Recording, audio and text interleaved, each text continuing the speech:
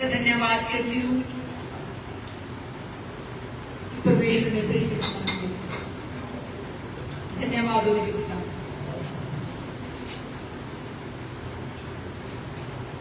किन किन लोगों ने परमेश्वर के काम अपनी जिंदगी में होते देखे, बाहर होते देखे, बाहर कि आपने जॉब के लिए कहा खुदा ने किसी को जॉब दे दिया, किसी ने मकान के लिए कहा खुदा ने मकान दे दिया। किस किस ने परमेश्वर के ऐसे काम किए? ये काम में खुदा का धन्यवाद कहते हैं कि ये चिन्ह चमत्कार परमेश्वर ने कहा कि मेरे नाम में जहां मेरा नाम होगा वहां ये चिन्ह चमत्कार में ही होंगे। लेकिन कितनों ने ऐसा देखा कि उसके भीतर काम हो गया? वो लोग जिन्होंने भीतर काम होते देखा वो परमेश्वर को कभी नहीं छोड़ेंगे। इसलिए खुदा का धन्यवाद करें कि जिन्होंने बाहर काम होते देखा वो अपने भीतर काम होते देखने जा रहे हैं। जब भीतर काम देखते हैं ना तो किसी मनुष्य के हाँ या नहीं की आपको जरूरत नहीं पड़ती कि आप कंफर्म होते हैं, क्योंकि पवित्र आत्मा आपको तैयार कर रहा होता है।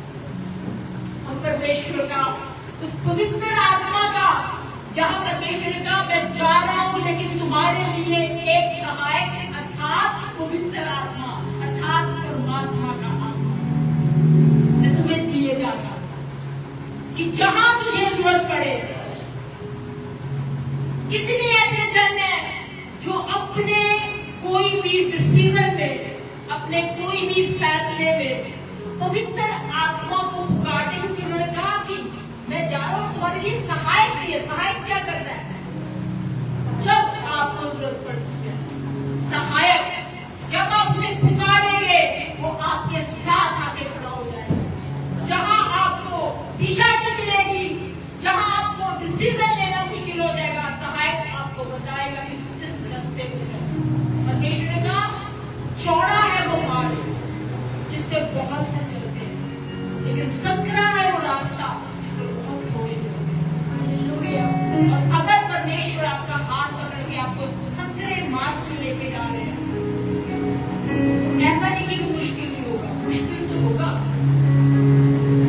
लेकिन अंदर से एक तसल्ली रहती है कि आप मेरे साथ। वो कनेक्शन जब आप प्रार्थना में बैठते हैं, जब आप चलते फिरते प्रार्थना करते हो, जब आप आत्मा में प्रार्थना करते हो तो आपको पता होता है कि मैं नहीं, मेरे साथ लाखों स्वर्गदूत पवित्र आत्मा मेरे साथ। परमेश्वर का धन्यवाद। तो आज मैं वचन नहीं, लेकिन वो जो जिस दौर से परमेश्वर ने मुझे निकाला, मेरे घराने को निकाला, मैं वो आपसे शेयर करना चाहती हूँ। क्योंकि परमेश्वर जब किसी को तैयार करता है तो खुदा मेरे मन में बार बार ये डालता है, एक जन के लिए नहीं है, एक जन के लिए नहीं है, वो झूठ के लिए गवाही देगा। हो सकता है यहाँ पे एक आत्मा हो, मैं नहीं ये कह रही कि आज जो गवाही होगी वो सबके दिलों को छूती हुई जाएगी, लेकिन अगर वो किसी की आत्मा में घर कर गई तो वो झूठ को बदलने की सामर्थ्य है।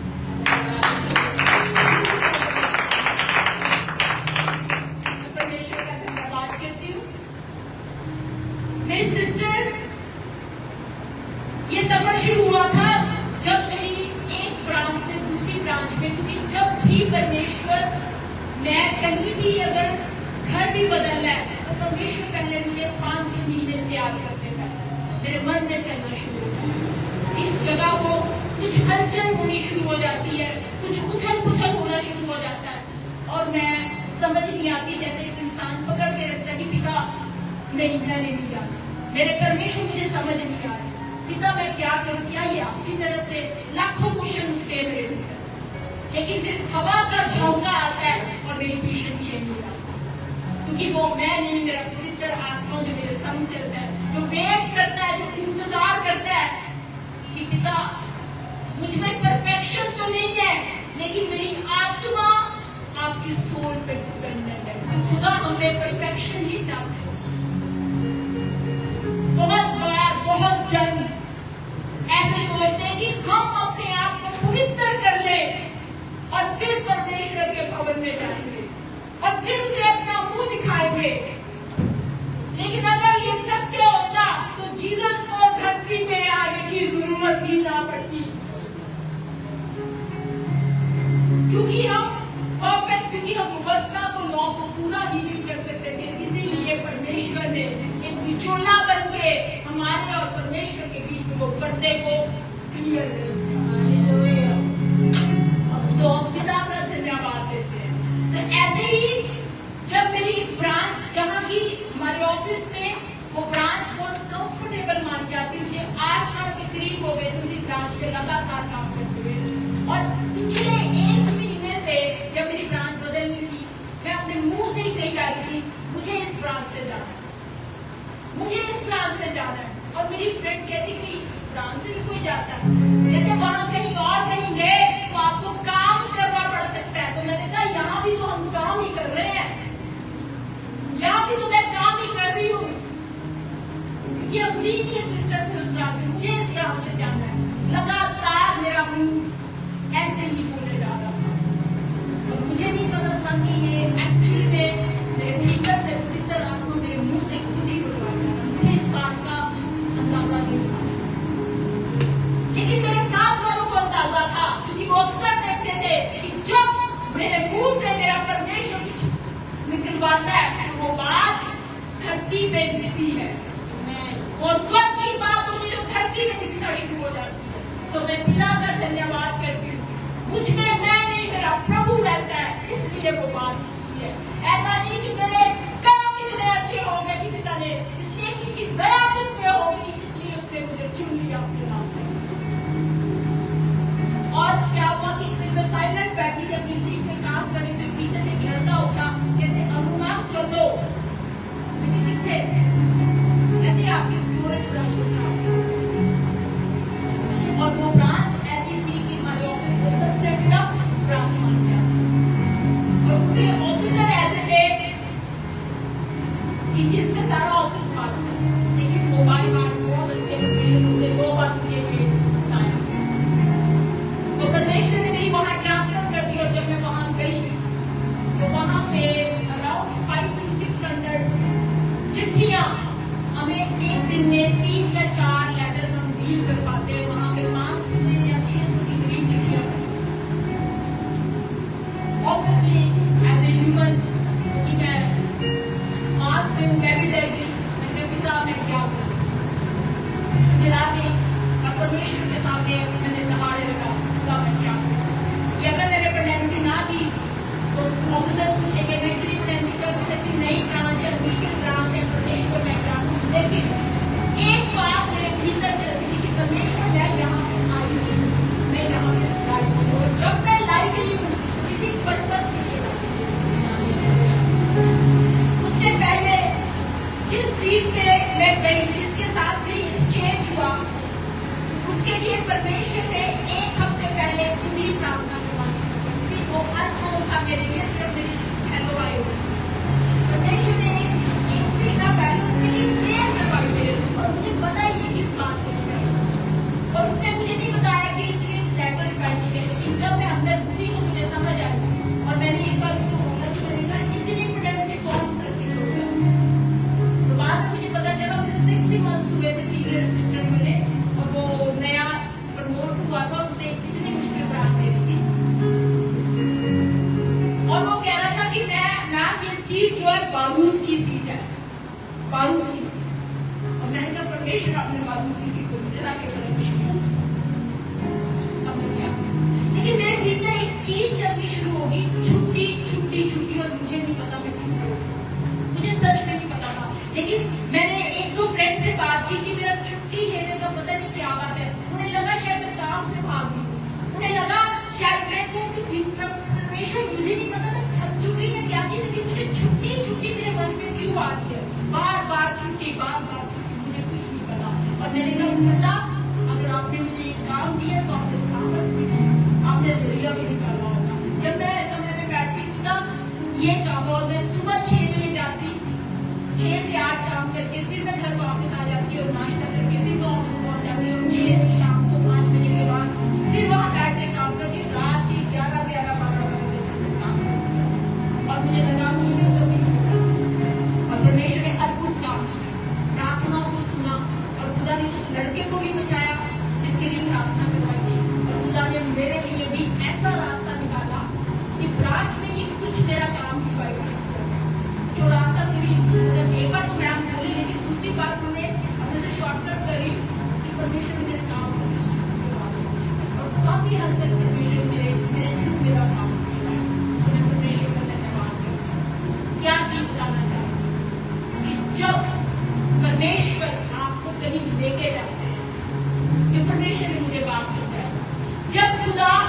आपको ट्रेन करते अपने राज्य के लिए। आपने देखा होगा कि वॉर में जाने से पहले ट्रेनिंग होती है। मेरे अगुओं ने मुझे समझाया कि ट्रेनिंग होती है, और मुझे तब मेरे अंदर से समझ तो आती थी कि मैं ट्रेन की जा रही हूँ। जब मैं दूसरे भवन में थी, जब वो बोलते थे तो मुझे ऐसा लगता था कि वो बोले ही जाए, क्योंकि वो वचन मेरे भीतर काम कर रहा था। लेकिन एक समय आया जब मुझे लगा, प्रॉपर आत्मा में लगा कि मैं यहाँ तक हूँ। और मैं पिता से पूछी थी कि मैं सुनने जाऊंगी पिता, मैं सुनने जाऊंगी, क्या आप सिर्फ हमें वचन सुनाने के लिए कोई तैयार करते मेरे परमेश्वर? कोई बात होगी जो आप मुझे तैयार करते मेरे पिता? और मेरी यात्रा ने मानना शुरू किया कि इम्प्लीमेंटेशन जो होगी मेरे पिता, इम्प्लीमेंटेशन क्या सिर्फ मैं बातें ही करती रहूंगी मेरे परमेश्वर? मुझे पता है कि आप मुझे समय बीता, और खुदा ने मुझे मेरे घर में मेरी सिस्टर का एक्सीडेंट हुआ और उनके पैर में छोड़ा, गॉड बड़ी हुई। और परमेश्वर मुझे असाइनमेंट उनकी सेवा करना। और मैं परमेश्वर का धन्यवाद करती हूँ। परमेश्वर में होगी, मैं इसलिए नहीं जानती कि वो मेरी बहन है। मैं सच बताऊँ, मैं किसी रिश्ते में होगी, मुझे खुदा ने रिश्तों के बंधनों से मुझे तोड़ रहे, मुझे भीतर समझ पा रही। लेकिन परमेश्वर कहते हैं कि तू मुझे ध्यान रखे तो सेवा, तो तुझ में वो कैपेसिटी में दूंगा। अपनी कैपेसिटी में, रिश्ते की कैपेसिटी में होगी गई तो शायद छोटा पड़ जाएगा, शायद कम पड़ जाएगा, लेकिन मुझे ध्यान रखेगी कि मैंने तुझे असाइनमेंट दिया। जब परमेश्वर आपको असाइनमेंट देते ना, वो कंफर्टेबल जोन में किया। और अगर आप वहां से भागिए, जैसे योना नबी का आपने सुना होगा, वचन बताता है कि परमेश्वर से उन्हें निन्वे में जाने को कहा था, और कहा था कि निन्वे के लोगों को जाकर बता कि वो अपने पापों से मन फिराए। और योना डर गया, और क्या हुआ, वो जहाज में जाके बैठ गया। जाना उसे निन्वे में था, लेकिन वो तर्किश को जाना शुरू हो गया। लेकिन क्या हुआ तो आपको पता है कि वो मछली के मुंह में डाला गया। मैं उसको नहीं करूंगी, मछली के मुंह में डाला गया। अल्टीमेटली वो मछली ने कहाँ जाके उगल गया, जहाँ परमेश्वर से असाइनमेंट, जहाँ परमेश्वर से फिर उसे पता चला कि मुझे जहाँ जाके चार्ट करना ही करना है, परमेश्वर के बारे में बताना है। तो वैसे जब खुदा आपको असाइनमेंट देते हैं तो समझ जाए, आत्मा में परमेश्वर से पूछे, तो मुझे सामर्थ्य। परमेश्वर कहता कि मैं बहरा नहीं हूं कि तेरी प्रार्थना को सुन ना सकता। परमेश्वर उस मुश्किल को आसान बनाएंगे आपके लिए, आपको साधन देंगे, आपको उस समय में जहां आप समय नहीं निकाल पा रहे हो, परमेश्वर उसमें से आपको समय को ऐसा रोक देंगे कि आपके लिए वो समय बचेगा उससे जो असाइनमेंट।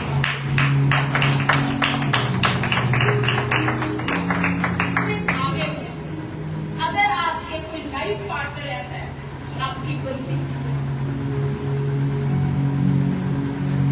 अगर आपको कोई सिचुएशन ऐसी दी गई है, अगर आपको कोई सेवा ऐसी दी गई है, तो परमेश्वर के पास जाइए। वो आसान नहीं होगी, लेकिन खुदा उसी मुश्किल में से आपके लिए रास्ता निकालेगा। कभी तो परमेश्वर की सामर्थ आपको पता चलेगी क्या। तो यहाँ भी ऐसा हुआ कि जब मेरे मन में एक सेवा दी गई, बड़े सिस्टर की जब चोट लगी, और दूसरी सेवा मुझे परमेश्वर ने दी, मेरे से जो बड़े हैं, आपको पता है कि मुझे कैंसर डिटेक्ट हुआ। और जब कैंसर डिटेक्ट हुआ, जबकि मेरा आसपास कह रहा था कि गवर्नमेंट सेक्टर्स में छुट्टी देना बड़ा मुश्किल हो गया कहते हैं।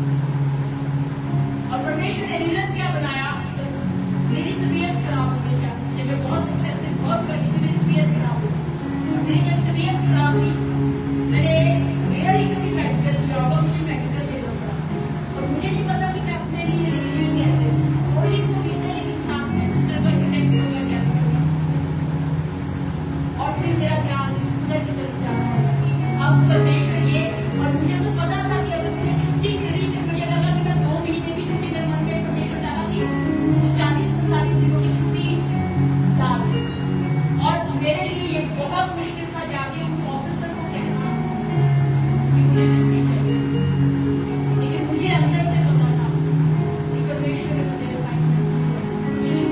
जो मेरे अंदर चल रही थी, ये छुट्टी है, हालेलुया। ये छुट्टी जो परमेश्वर मुझे पहले से 4 महीने पहले याद कर रहे थे, ये छुट्टी अब की छुट्टी, और मैंने छुट्टी के लिए अप्लाई किया। मैंने मेडिकल लीव का 15 दिन की छुट्टी, और फिर साथ में 4 दिनों के गैप में मैंने छुट्टी दूसरी अप्लाई कर दी। और सब लोग कह रहे थे इतनी जल्दी पता नहीं मिलेगी कि नहीं मिलेगी, और मुझे पता था मुझे छुट्टी मिलेगी। परमेश्वर मेरे अंदर छुट्टी डाल चुकी, और मैंने अप्लाई की।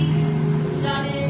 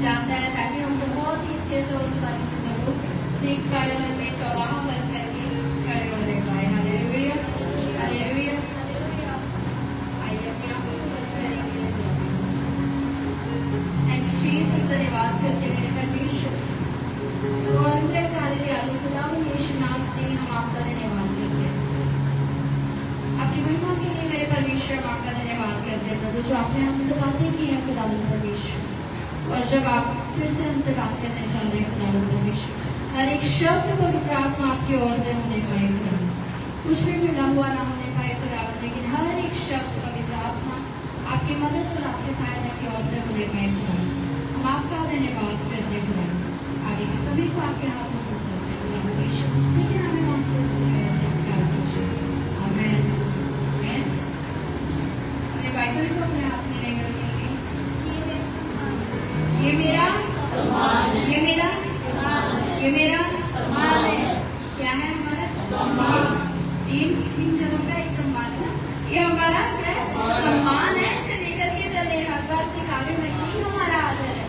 खुदावंद का कलाम ही है जो हमें आदर दिलाता है। Hallelujah, hallelujah. ज्यादा टाइम हम वचन में नहीं है, ज्यादा टाइम आप लोगों का निकल के थोड़ा सा पहले आपसे सुने। इतने सुनो कभी कभी ऐसा लगा कि अब सब खत्म, अब हमारा सब फिनिश हो गया, हुआ किसी के साथ बस अब हार गए, अब थक गए। अभी जैसे दीदी ने बोला कि हम बोल रहे थे ना कि थक गए हैं, थक गए। मैं भी खुदा उनसे कह रही हूँ बस थक गई, हो गया, खत्म हो, अब शुरू करो दोबारा। अब नहीं हो रहा कुछ भी, हम हार जाते हैं कई बार, बट खुदावंद क्या करता है फिर भी। और आपको जब मैं बैठ करके वचन से याद कर रही थी कि मैंने पहले भी सिखाया है, बट उसी के विषय में दोबारा से परमेश्वर ने बताया, God is still writing your story. Hallelujah, God is still writing your story. परमेश्वर अभी भी हमारी कहानी को क्या कर रहा है? लिख रहा है, लिख रहा है, लिख रहा है। क्या लिख रहा है खुदावंद? पेन खत्म हो गया। कितनों को विश्वास है खुदावंद अभी भी लिख रहा है? पूरे पे खुदा ने खत्म नहीं कर रहा, या पूरे पे खत्म कर दिया बस, पेनफुल पे खत्म कर दिया और दर्द दिया और खत्म कर दिया, है ना? अगर पेन है तो इसीलिए तो पेन किलर बनी है। पेन किलर कभी बनी है दर्द को खत्म करने के लिए दवाई, क्योंकि दर्द है इसीलिए। बट परमेश्वर क्या करे? God is still writing your story. परमेश्वर अभी भी हमारी कहानी को क्या कर रहे हैं? लिख रहे हैं। परमेश्वर हमारी स्टोरी को अभी भी लिख रहे हैं, हमारी कहानी को अभी भी लिख रहे हैं। रूह के बारे में कितने जानते हैं? जानते हैं रूह के बारे में? सब जानते हैं रूह के बारे में। रूह कौन थी? कौन थी रूह? बताएं जल्दी जल्दी से। रूह कौन थी? सोने वाले बोले हालेलुया, सोने वाले जाग जाए, जोर से बोले हालेलुया, हालेलुया, हालेलुया, हालेलुया। देखिए खाना आपके लिए और हमारे लिए तैयार किया गया, तो ध्यान से खाएं, है ना? रूह कौन थी? और कौन थी?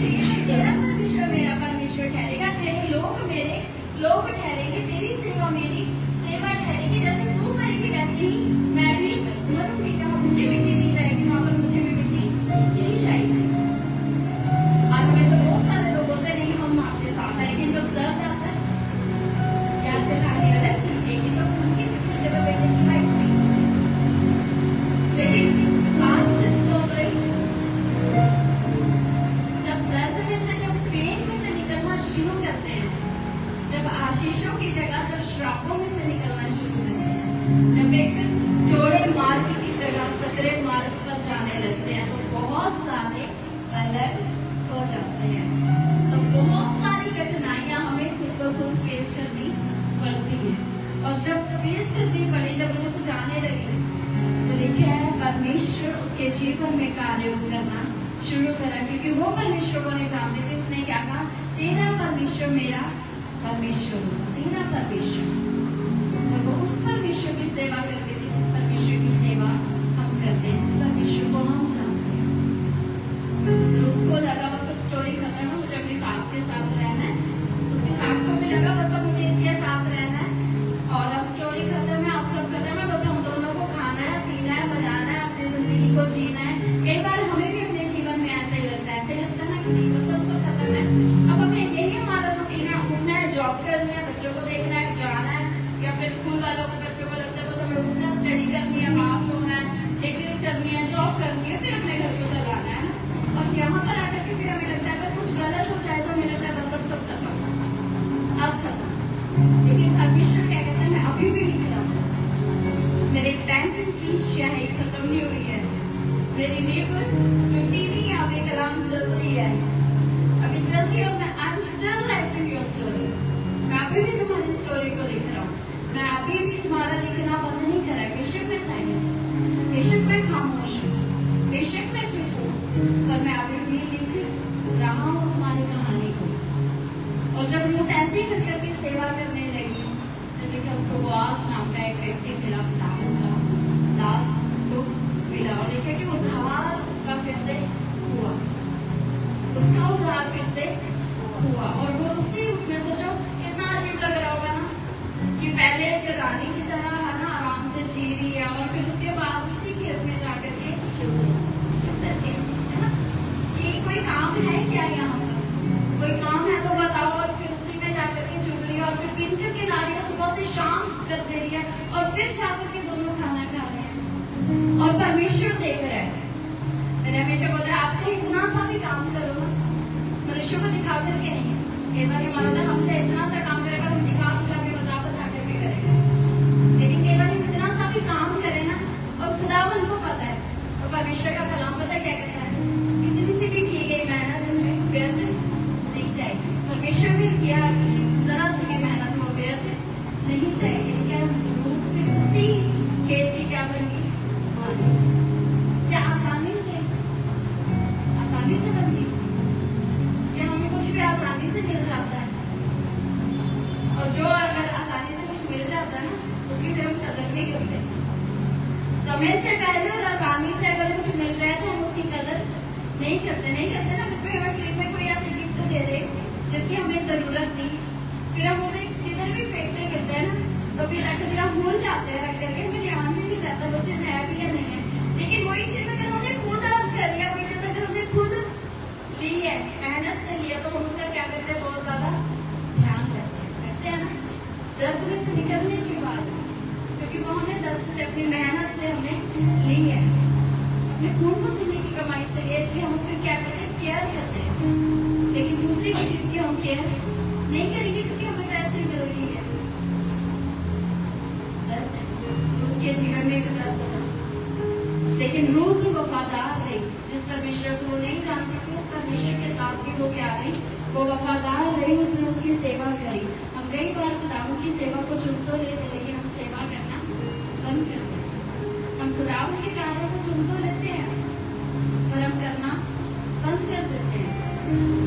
सामने स्त्री के बारे में कितने सच जानते हैं ना, सामने के बारे में कौन थी, कोई क्या बहुत अच्छी जिंदगी को जी रही थी, बहुत अच्छी जिंदगी को जी रही थी सामने स्त्री।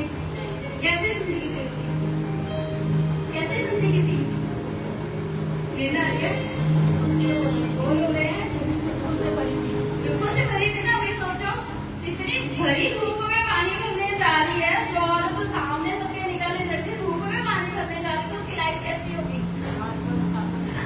ये भेदभाव करते थे, सामने के साथ विरोधी नहीं रहते थे, इसलिए वो दोपहर में जाकर के पानी भरते थे कि कोई देखे ना। इतना दुख लगता हो ना, मैं किसी के साथ खड़ी नहीं हो सकती, मैं किसी के साथ बैठ नहीं सकती, मेरे घर का कोई खा नहीं सकता, मैं किसी के घर का खा नहीं सकती, लेकिन नहीं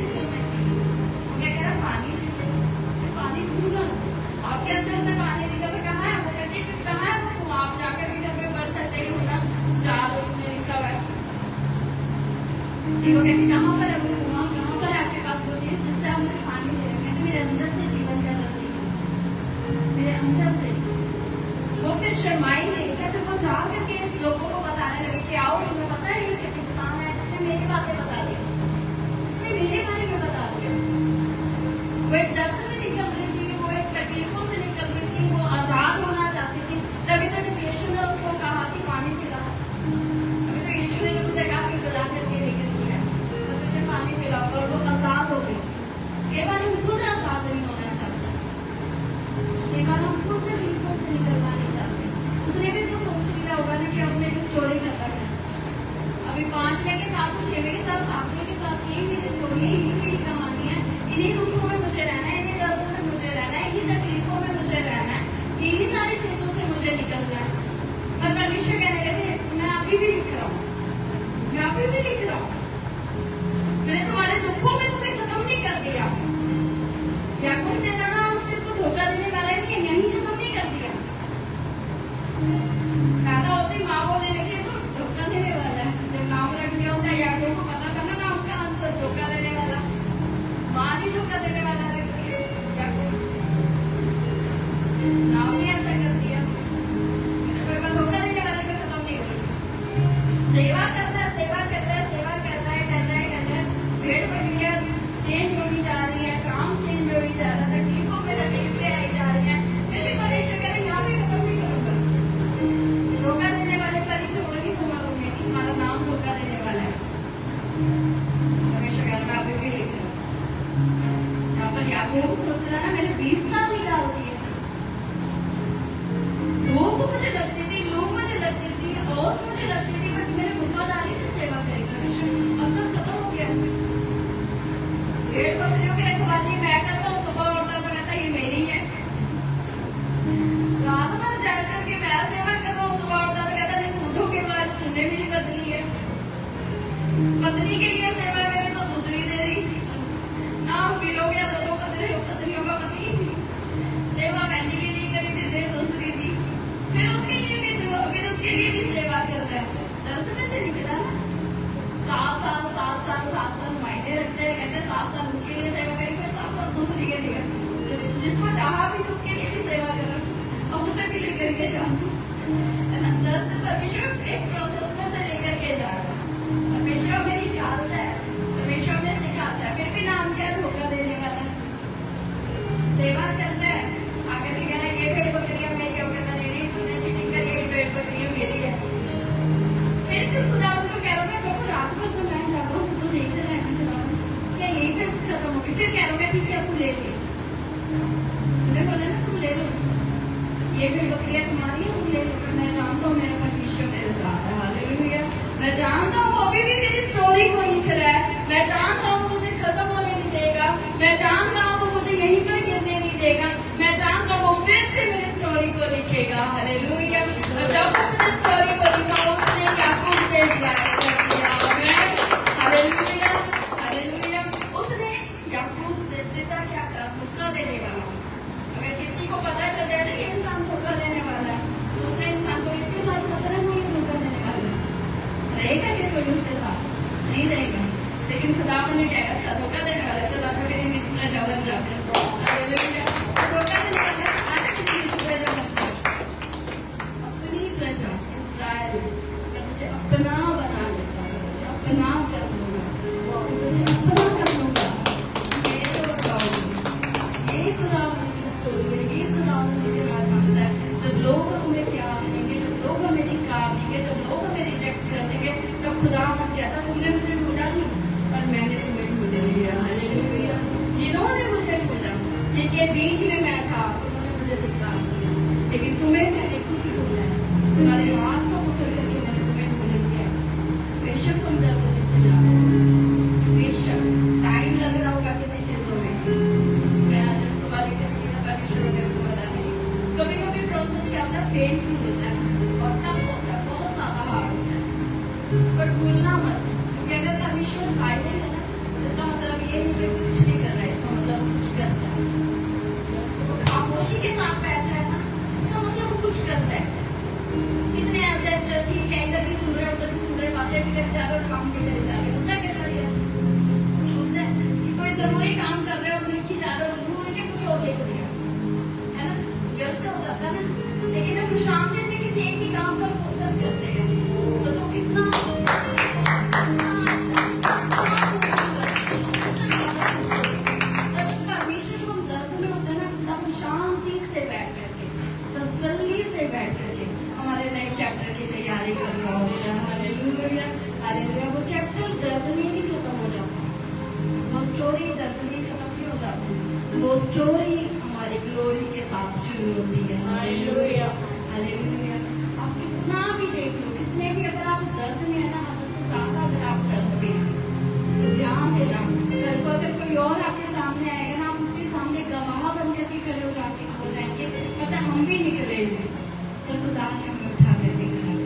हालेलुया। वो परमेश्वर महान परमेश्वर है, वो परमेश्वर अद्भुत कार्य को करने वाला परमेश्वर है। इसलिए जब हमें लगे ना सब खत्म, जब शैतान आकर के बोले ना अब सब खत्म हो गया, जब कानों में हम करके फुसफुसाए ना उसे साफ एक चीज बोलना ऊंची आवाजों के साथ, God is still writing my story. परमेश्वर मेरी कहानी को भी लिख रहा है, परमेश्वर मेरी स्टोरी को लिख रहा है। मुझे डरने की जरूरत नहीं है, क्योंकि उसका कलाम कहता है बेशक मुझे रात में रोना पड़े, बेशक तू मुझे रात को रुला दे, पर मैं जानती हूँ कि मैं सुबह आनंद के साथ उठूंगी। हालेलुया। मैं सुबह एक नई शुरुआत के साथ उठूंगी, क्योंकि परमेश्वर मेरा अच्छा चैप्टर भी लिखेगा। ऐसा मैं नहीं कहती, तो बेशक में अगर आपने पढ़ा होगा तो उसमें लिखा है हंसने का भी समय है, रोने का भी समय है, बोने का भी समय है, काटने का भी समय है। हालेलुया।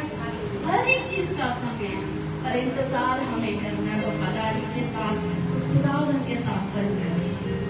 परमेश्वर क्योंकि हमारे साथ वफादार है। तो मैं लास्ट एग्जाम्पल जो हमेशा देती हूँ, जिनका शायद हम इंसानों के एग्जाम्पल भूल जाएं, यीशु मसीह दर्द में से होकर के निकले ना। सोचो सब चेले क्या कहते हैं, हम तुम्हारे साथ हैं, हम साथ हैं, कसम ये चलो चले दुआ है ना, चलो चलिए खाना किधर है, चलो चलिए कसम के बाद दुआ के लिए चलो चलते हैं, खास को लेकर के चले। मान लीजिए मैं लेकर देती खुशी, चलो मेरे साथ दुआ करेंगे प्रिंस, चलो, और हम सब बैठ करके दुआ कर रहे हैं। मैं तकलीफ में हूँ, चलो मेरे साथ दुआ कर रहे हैं। मैं जाकर के कोने में दुआ कर रही हूँ और इतनी नींद ले रही है, तुम मुझसे चल भी नहीं पा रही हो, है ना।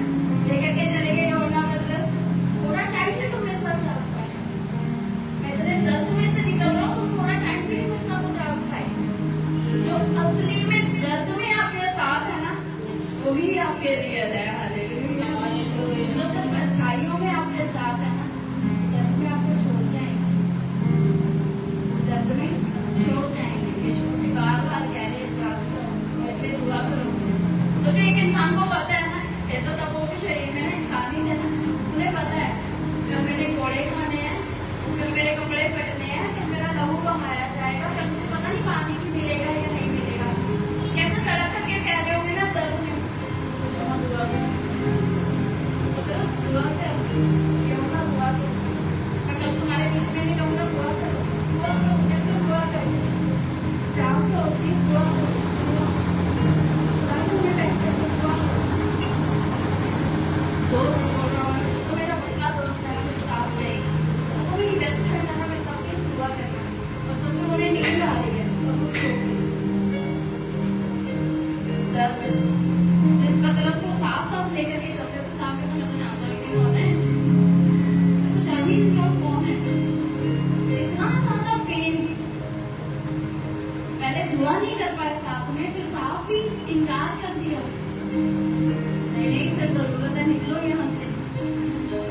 होता है ना कई बार जिंदगी में, कई बार जिन पर हम ज्यादा भरोसा कर लेते हैं, नहीं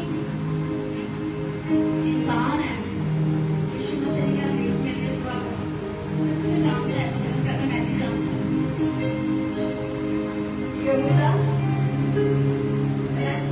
इस करके उसको खाना खिला रहे हैं, फांसी भी वही तैयार कर रहा है, दर्द इधर भी दूंगा, इधर भी दूंगा, इधर भी तकलीफ, इधर भी तकलीफ, इधर भी तकलीफ। यीशु जाएगा जाएगा। जिनको चंगा करा वो भी खड़े कर देख रहे हैं ना, गोले मारे जा रहे हैं, सब चले गए, सब चले गए, लेकिन यीशु सिर्फ रखा है दर्द में। उसके बाद जो वो मर गया, इतना पेन, सोचो इतना दर्द सहने के बाद, इतना पेन सहने के बाद, रिजेक्शन सहने के बाद, निकाले जाने के बाद, अपनाए ना जाने के बाद, वही यीशु कब्र के बाद, गड्ढे के बाद राजगद्दी पर पहुंचा। हालेलुया। उनकी स्टोरी वहां पर खत्म नहीं हो गई, वो स्टोरी लिखने वाले बन गए। हालेलुया। आज जब सिर्फ चंगा करने का अधिकार उनके पास है, अब हम खुला शैतान को कहते तेरा टाइम कहाँ रहा, चुका हूँ, हालेलुया। और तो मैं मौत की भी कुंजियां लेकर के आ चुका हूँ। जब यीशु मसीह उस प्रोसेस में से निकल सकते हैं, तो क्या हमारा निकलना जरूरी नहीं है? और हम खुदा को कहते हैं क्यों? वो भी तो एक गवाह बन करके तैयार हुए ना, कि जो मैंने, जब उन्होंने कहा ना जैसे काम मैं कर रहा हूँ तुम उससे भी बड़े काम करोगे, तो जिस दर्द में से मैं निकला हूँ तुम्हें भी निकलना पड़ेगा, क्योंकि तुम मेरी संतान हो, हालेलुया, हालेलुया। इस चीज को ध्यान में रख लेना। जब मैं भी रात जब वचन को तैयार कर रही थी, तब परमेश्वर ने इससे मेरी बात करी, आपकी तक भी समझ में आ गई थी, प्रभु क्यों इतना दर्द क्यों? जब कहते हैं, जब हम संतान होते हैं ना, जनरेशन, कहते हैं ना कि हाँ अगर पापा को शुगर है तो बच्चों को भी होगी, या फिर किसी को भी होती है। जब उन्होंने दुख सहा है तो हम भी तो सहेंगे ना, क्योंकि हम संतान है। हम पड़ोसी की औलाद नहीं है, हम रिश्तेदार नहीं है, हम संतान है। हम संतान है, हम क्या है? हम वारिस है, हम संतान है। जब आशीषों के हकदार है ना, तो दुख के भी हकदार है। लेकिन जब दुख है ना, तो ध्यान रखना, जब सुख थोड़े टाइम के रहे ना, तो दुख भी थोड़े टाइम के रहेंगे और दोबारा से सुख आ जाएंगे, हालेलुया। क्योंकि परमेश्वर हमारी स्टोरी को लगातार लिखता है, इसलिए हमारी स्टोरी में, क्योंकि खुदावंद लगातार हमारी स्टोरी को लिख रहा है। हमारी स्टोरी से यहाँ पर खत्म नहीं करती, वो दोबारा से शुरू करता है, हालेलुया, हालेलुया। समझ आया? अगर अब भी लगे ना कि नहीं अब सब खत्म, सब खत्म, घरों में जाकर के अंगीकार करना, डिक्लेयर करना। मैंने वीरवार को इससे कहा था, शायद से डिक्लेयर करना घरों में। आपको चाहते ना पूनम ही नहीं है, पूनम ही नहीं है, हाँ हम दुआ करेंगे सब ठीक हो जाएगा, हम एक दिन के हैं, आप 6 दिन के है ना, 7 दिन है ना, हम एक दिन आके प्रचार करते हैं, आप 6 दिन अपने आप के साथ रहते हैं। डिक्लेयर करें घरों में जाकर के, क्योंकि जो अधिकार खुदा ने हमें दिया वो अधिकार आपके पास है, वही सेम अधिकार आपके पास है। आशीषें चाहिए, घरों में जाकर के डिक्लेयर करें कि परमेश्वर तूने मुझे कुछ नहीं, मुझे सिर्फ ठहराया है, हालेलुया। परमेश्वर जब आपको लगे नहीं अब सब खत्म है, और जब शैतान बोलने के लिए बिठा देना, डिप्रेशन में डाल देता, बोले उसके आवाज के साथ कि मेरी स्टोरी अभी भी लिखी जा रही है, मेरी स्टोरी अभी भी लिखी जा रही है, और मैं जानती हूँ अगला नेक्स्ट चैप्टर जो होगा वो आशीषों वाला होगा, हालेलुया। नेक्स्ट चैप्टर जो होगा वो आशीषों के साथ मेरी जिंदगी का होगा। हम ये नहीं कह रहे नहीं आज ही होगा। अब्राहम ने 25 साल वेट करा है, याकूब ने 20 साल इंतजार करा है, दाऊद ने इतने साल इंतजार कर लिया, तो हमने क्या वेट करना जरूरी नहीं है, और हम चाहते अभी आ जाए। हर एक चीज का समय है, हर एक चीज का, चढ़ाई का भी समय है, छुटकारे का भी समय है, साथ रहने का भी समय है, आशीषों का भी समय है, हर एक चीज का समय है, हर एक चीज का समय है। लेकिन वेट हमें करना है, हालेलुया, हालेलुया। जब चैप्टर बंद होने लगे ना, बोल देना, मैं जानती हूँ कि वो आगे बार बार उसको सहका सकता, अब निराश है, अब ये है, अब वो है, अब ऐसा, मतलब God is still writing my story.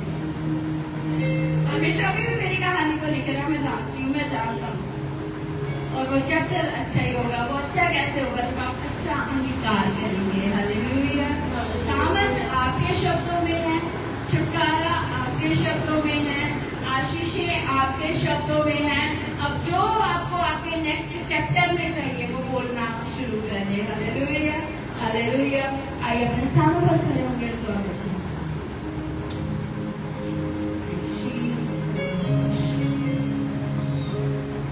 धन्यवाद करते हुए परमेश्वर पिता अनुग्रह करना, खुदा यीशु नासरी हम आपका धन्यवाद करते हैं।